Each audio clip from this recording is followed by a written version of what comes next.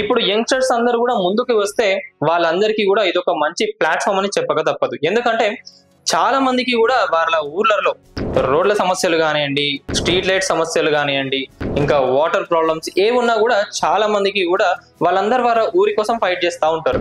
వాళ్ళందరూ కూడా ఇప్పుడు మీ ఊరి కోసం నిలబడే మంచి అవకాశం అని చెప్పవచ్చు. సో ఇప్పుడు మనం చూసుకున్నట్లయితే ఈ ఎలక్షన్స్ లో ప్రతి ఒక్కరి ఓటు కూడా చాలా కీలకమైనది. ఎందుకంటే ఈ ఎలక్షన్స్ తోనే మీ ఊరు ఎలా బాగుపడుతుంది ఏంటనేది కూడా చాలా మందికి తెలిసి వస్తుంది. మీ ఓటు వల్ల ఎవరు గెలుస్తారు, ఎవరు మీ ఊరికి ఎంత ఉపయోగపడతారు ఏంటనేది కూడా మొత్తం మీ చేతిలోనే ఉంటుంది. సో ప్రతి ఒక్కరు కూడా ఈ లోకల్ బాడీ ఎలక్షన్స్ కోసం వేచి చూస్తున్నారు.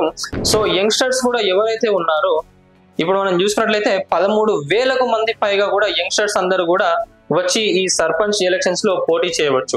చాలా మందికి కూడా ఇంట్రెస్టెడ్ ఉంటుంది. ఏంటంటే పాలిటిక్స్ లకు రావాలి, ప్రజలకు సేవ చేయాలి, ఎమ్మెల్యే కావాలి, సో అండ్ సో కావాలని చెప్పి ఉంటుంది. మరి అవన్నీ కూడా మనం చూసుకున్నట్లయితే ఖర్చుతో కూడుకున్న పని.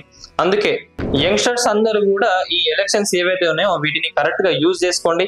మీ గ్రామంలో ఉన్న సమస్యలు ఏవైతే ఉన్నాయో అవన్నీ నేరుగా ప్రజల వద్దకు తీసుకెళ్ళండి. వాళ్ళందరి ఓటు కూడా మీకు పడేటట్టుగా మీరు అడుగులు వేయండి.